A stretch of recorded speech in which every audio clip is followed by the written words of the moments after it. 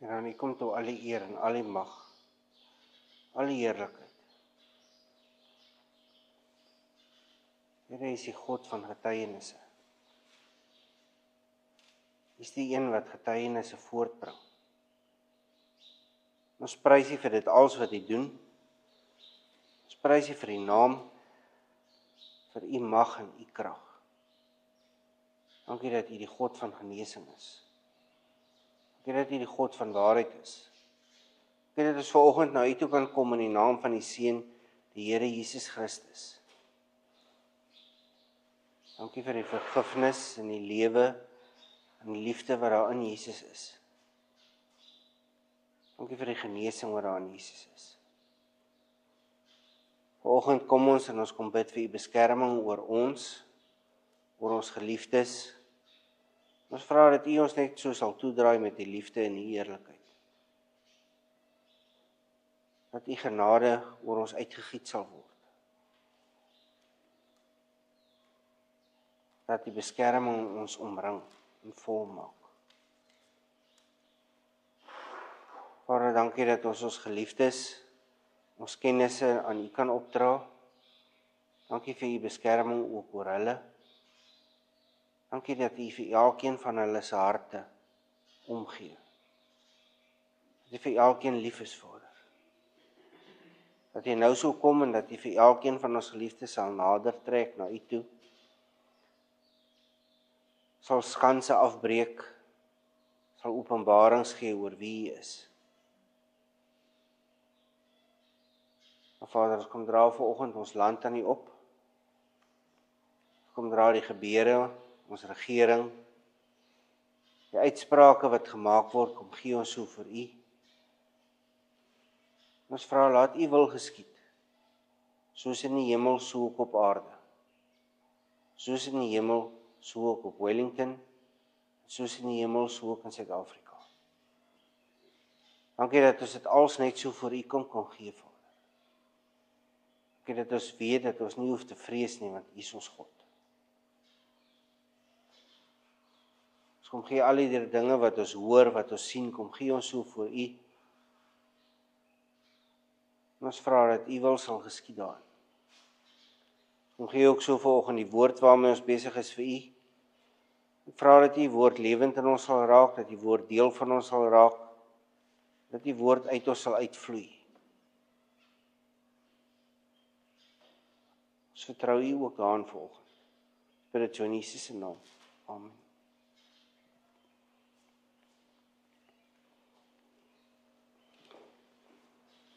Ek sit die week so en dink oor Romeine 12 en 13.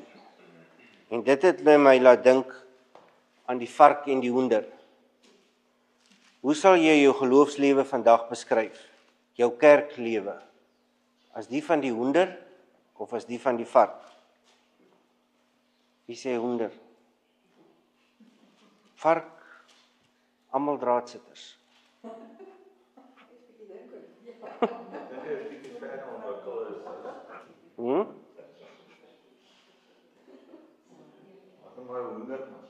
Ou hoender.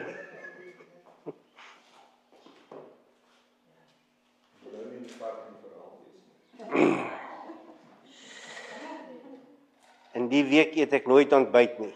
Dis net 'n lastige onderbreking in die tyd waar ander dinge kon gebeur het. Saterdag is egter 'n ander storie. Dan hou ek daarvan om die roetine te breek en ergens rustig te gaan sit en iets te eet. Nou in die ete is daar gewoonlik 2 rolspelers, 'n vark en 'n hoender. Die vark is totaal committed aan die ontbyt. Hy is totaal oorgegee daaraan. Hy het sy lewe gelei tot op 'n dag gesterf en als gegee om deel te wees van die ontbyt. Die hoender is ook betrokke by die ontbyt. Hy het so nou en dan ongemak. Kom ons noem dit sommer 'n Sondag. Lê 'n eier, moet op die nes bly sit tot die eier gelê is en mis sy etenstyd. Die hoender is wel betrokke by die ontbyt, maar nie in dieselfde mate oorgegee as die vark nie. Paulus vra vir ons in Romeine 12 en 13, leef ons gelooflewens as varke of hoenders? Gee ons onsself totaal oor, of net so nou en dan, wanneer daar 'n eier te lê is. Ons is vanoggend weer terug by liefde.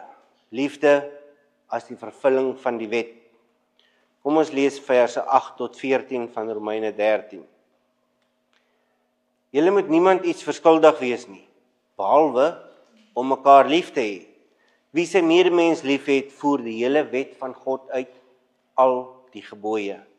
Jy mag nie egbreek pleeg nie, jy mag nie moord pleeg nie, jy mag nie steel nie, jy mag nie begeer nie. Of watter ander gebod daar ook al is, word immers in hierdie een gebod saamgevat. Jy moet jou naaste lief hê soos jouself. Die liefde doen die naaste geen kwaad aan nie. Daarom is die liefde die volle uitvoering van die wet. En dit alles is nodig omdat julle weet hoe laat dit al is. Die uur is reeds daar dat julle uit die slaap moet wakker word, want die tyd van ons finale verlossing is nou nader, as toe ons tot geloof gekom het. Die nag is byna verby, dit is amper dag. Laat ons dan ophou met die werke van die duisternis, en laat ons die wapens van die lig opneem. Ons moet welvoeglik lewe soos dit in die daglig hoort. Daar moet geen drinkery en uitspattigheid, geen ontug en onsedelikheid, geen rusie en jaloesie wees nie.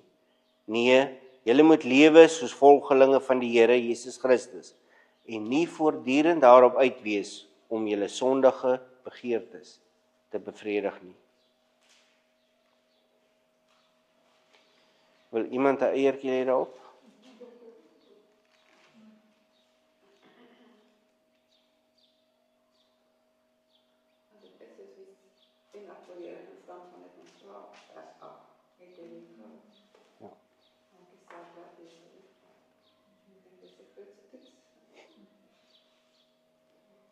Kom ons lees weer vers 8. Julle moet niemand iets verskuldig wees nie, behalwe om mekaar lief te hê. Wie sy medemens liefhet, voer die hele wet van God uit, al die gebooie. Paulus het in vers 7 gesê dat ons aan almal moet gee wat hulle toekom. Hier gaan hy aan met die tema dat ons aan niemand iets verskuldig moet wees nie. Hier is egter 'n uitsondering, liefde. Ons is dit aan mekaar verskuldig om liefde te bewys. Dit is nie iets wat ons ooit ten volle kan betaal nie. Ook nie iets wat die behoefte aan opraak nie. Hierdie is ook iets wat ons gewillig en met vreugde moet gee. Volgens Paulus kan ons nie net lief hê, die lief hê wat vir ons lief het nie.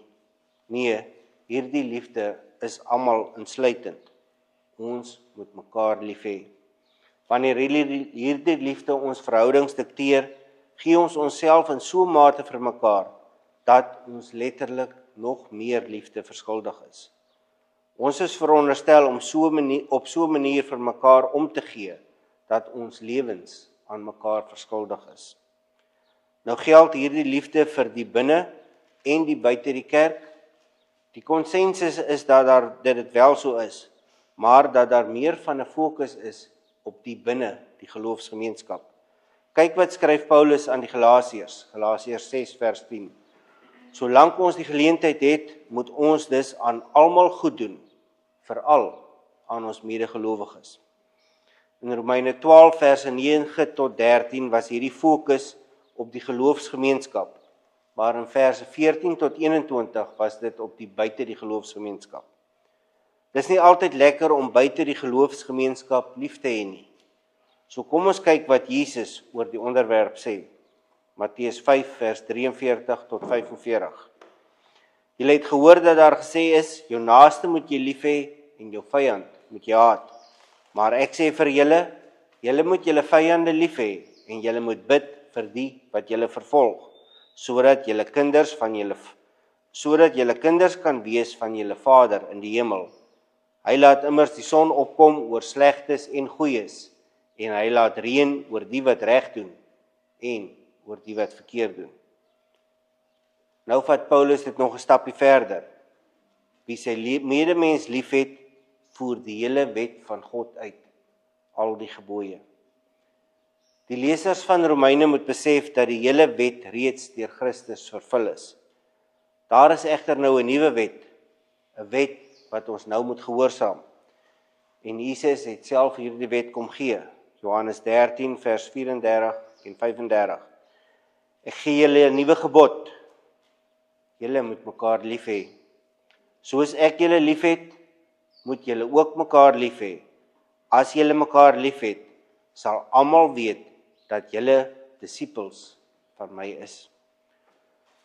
Ons is nie in staat om volkome en volmaak lief te hê nie. Ons opdrag is egter om hierin te groei en om daarna te streef. Vers 9. Jy mag nie egbreek pleeg nie, jy mag nie moord pleeg nie, jy mag nie steel nie, jy mag nie begeer nie. Of watter ander gebod daar ook al is, word immers in hierdie een gebod saamgevat. Jy moet jou naaste lief hê soos jouself. Moses bring 2 stene met die wette opgeskryf van die berg af. Op die eerste een is die wette 1 tot 4 en dit gaan oor ons verhouding met God. Op die tweede een bevat wette 5 tot 10 en dit gaan oor verhouding met ander. Paulus haal hierdie gebooie dan as volg aan: die 7de egbreek, die 6de moord, die 8ste diefstal en die 10de een begeer. Wanneer ons naaste liefhet in Christus, omvat dit die tweede steen se wette. Dit sluit aan by Jesus se opsomming van die wet. Markus 12 vers 29 tot 31. Jesus antwoord hom: die eerste een is: luister Israel, die Here ons God is die enigste Here. Jy moet die Here jou God lief hê met jou hele hart en met jou hele siel en met jou hele verstand en met al jou krag. Die tweede is: jy moet jou naaste lief hê soos jouself. Geen ander gebod is groter as die twee nie.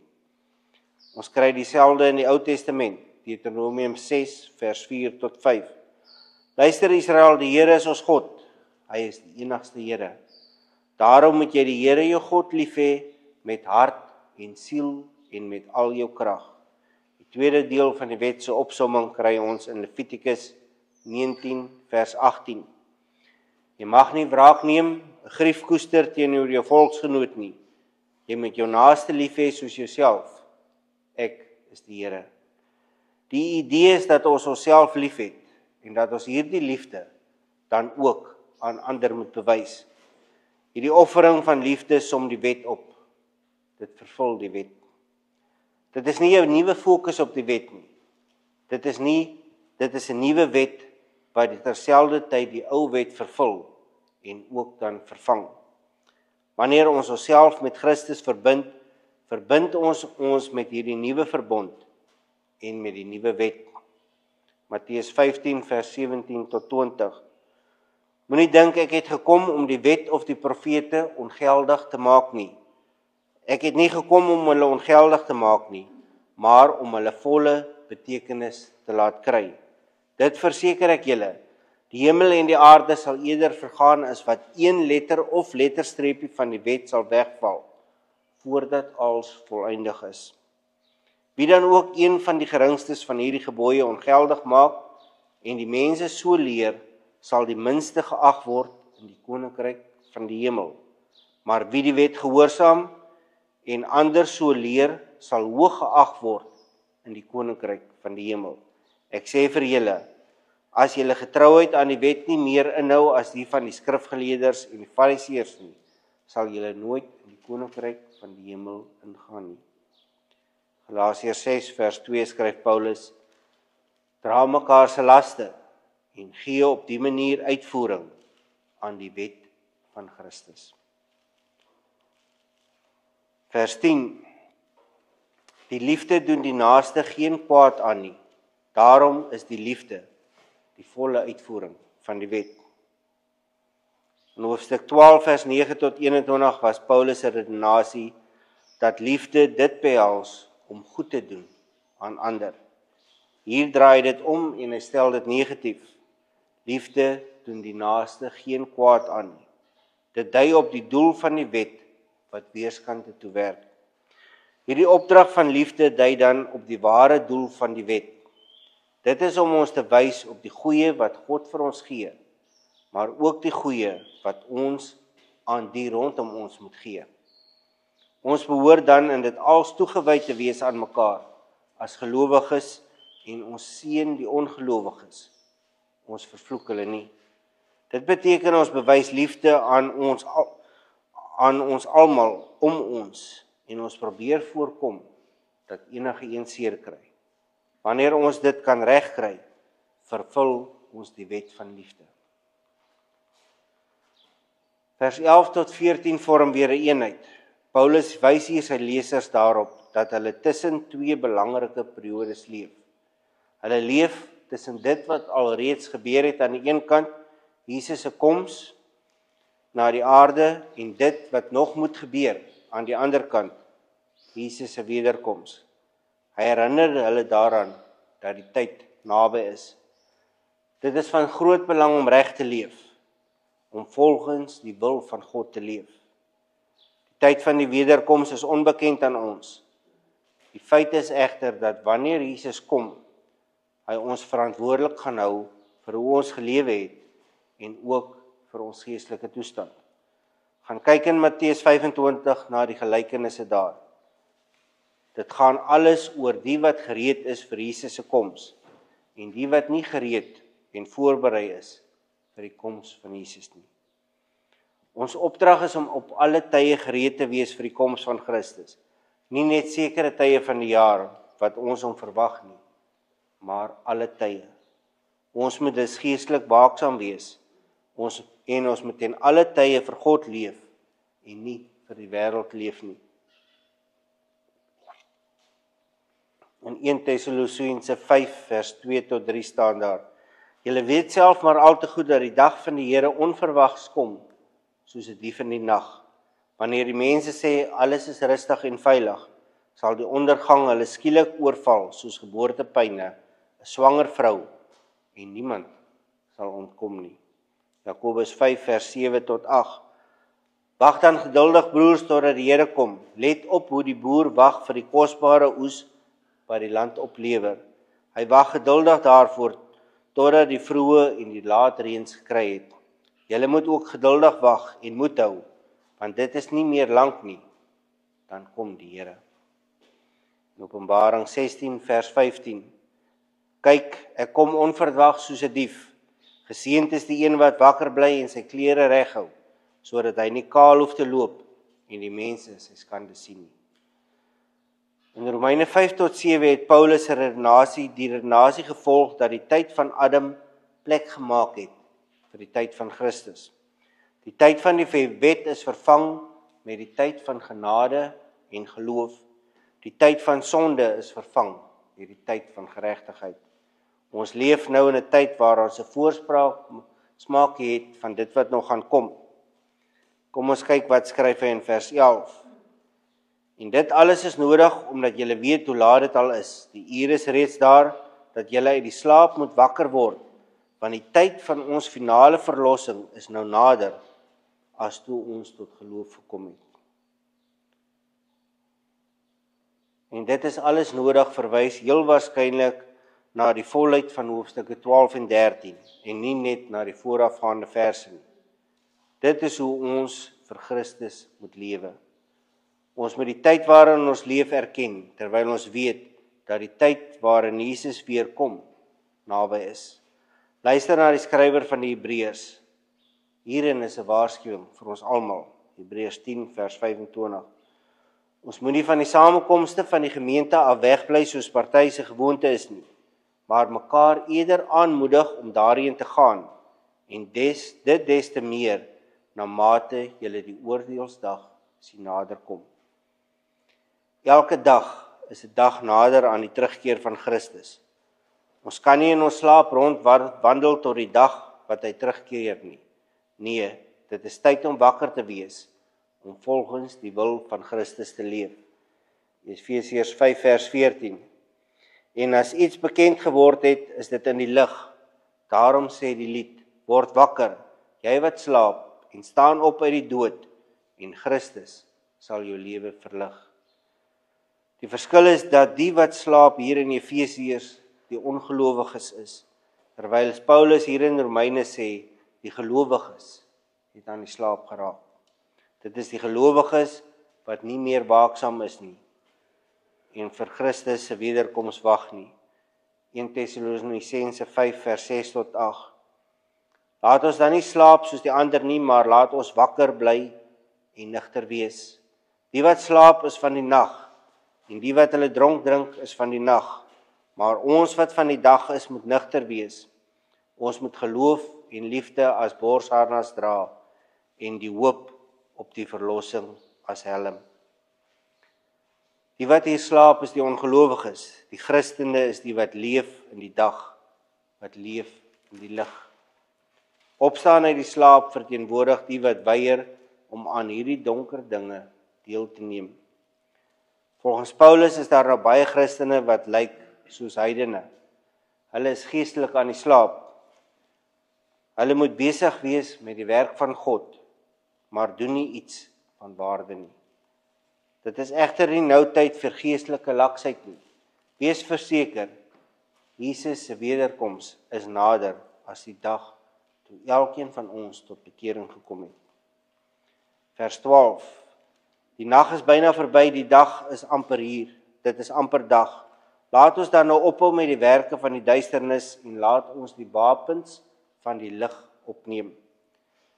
Die nag is 'n algemene beskrywing van donkerte en sonde. Die dag van die Here is die tyd wanneer die oordeel gaan kom oor die vyande van God. Joël 1 vers 15. Die vreeslike dag, die dag van die Here is naby.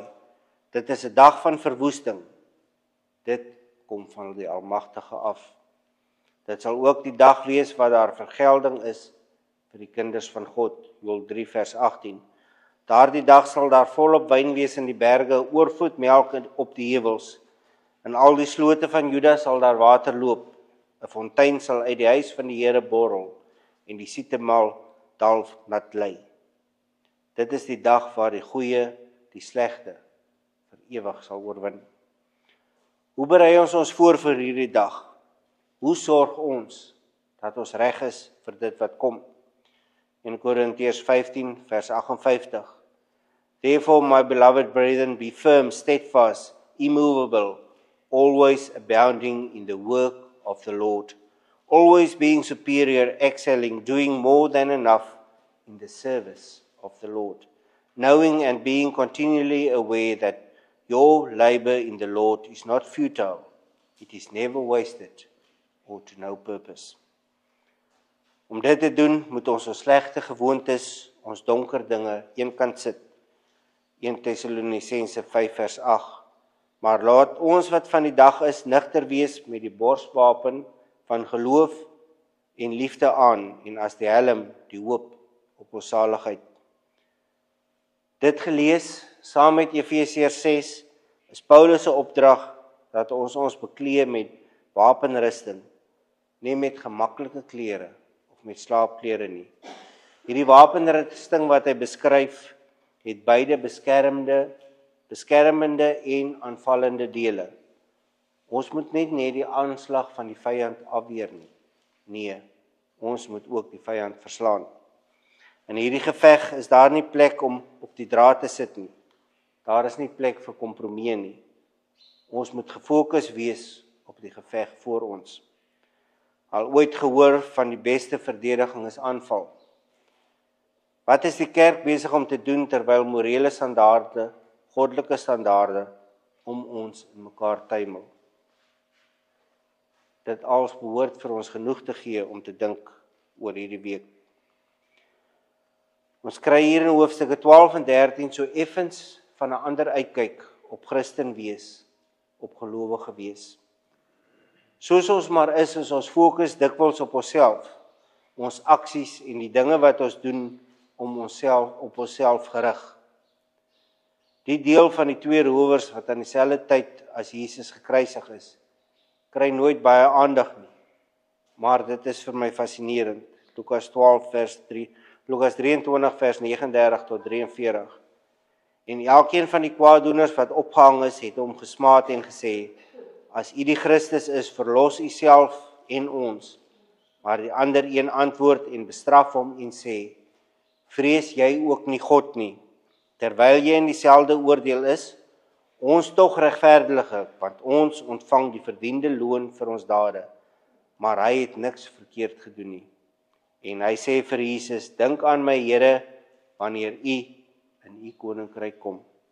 En Jesus antwoord hom: Voorwaar, ek sê vir jou, vandag sal jy saam met my in die paradys wees. Ek dink nie ons besef hoe maklik dit is vir Jesus om ons sondes te vergeef nie. Hoe gewillig hy is om dit te doen nie. Aan die ander kant dink ek ons onderskat dikwels die deel van ons lewens waar ons moet uitgaan en ons naastes se lewens verander. Die laaste 6 gebooie. Ons roeping het nie met onsself te doen nie. Daarvoor sorg Jesus. Ons roeping het te doen met dit wat ons daar buite moet gaan doen.